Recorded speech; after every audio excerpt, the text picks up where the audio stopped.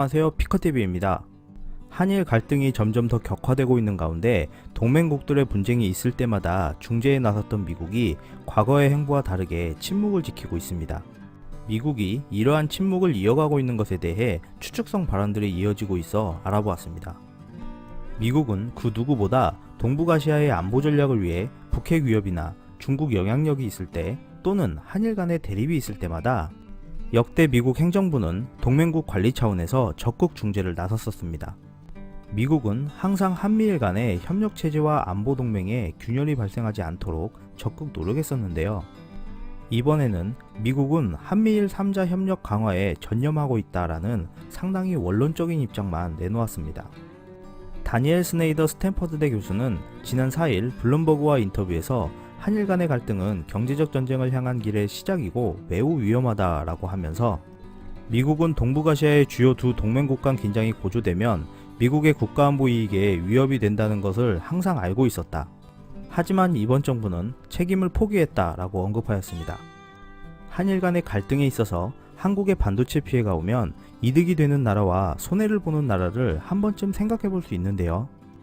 6월 27일자 국제반도체장비재료협회의 자료를 살펴보면 세계 반도체 시장에서 한국 반도체 시설 투자 세계 점유율은 27%에 달한다고 전하고 있습니다. 올해 1분기 기준 글로벌 300mm 팹 생산 능력은 한국이 29%, 대만 25%, 일본 14%, 미국과 중국은 11%였습니다. 또한 세계 반도체 시장에서 DRAM 시장의 20%는 미국 마이크론이 차지하고 있고 낸드 플래시 시장에서는 미국이 30%의 점유율을 차지하고 있는데요. 이렇기 때문에 한국은 미국의 거대한 경쟁자일 수밖에 없습니다. 좀 더 살펴보면 한국에서 생산되는 반도체의 절반 가까이는 중국으로 수출되어 화웨이나 인공지능, 사물인터넷 등 4차 산업 발전에 사용되고 있었습니다. 미국은 중국의 기술 패권 도전을 저지하기 위해 슈퍼컴퓨터 제재를 하였고 화웨이 제재를 위해 동맹국들의 참여를 원했는데요. 한국은 기업의 판단에 참여할 수 없고 우리나라는 수출 중심의 국가이기 때문에 조율이 필요하다는 입장을 밝혔었습니다. 이러한 가운데 일각에서는 미국과 일본이 예전 가스라테프트 밀약에서처럼 반도체 밀약이 있었던 것 아니냐는 추측성 발언이 나오고 있습니다. 가스라테프트 밀약이란 1905년 7월 미국과 일본이 필리핀과 대한민국에 대한 서로의 지배를 인정한 협약으로 일본이 제국주의 열강들의 승인 아래 한반도의 식민지를 노골적으로 추진하는 직접적인 계기가 된 비밀협약입니다.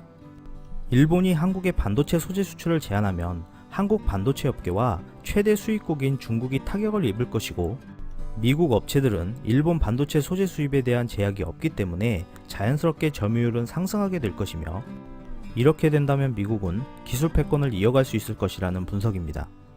언급한 내용들은 아직까지는 정확한 내용이 아닌 추측성 발언으로 이어지고 있는 내용이므로 참고만 하시어 이해해 주시길 바라겠습니다.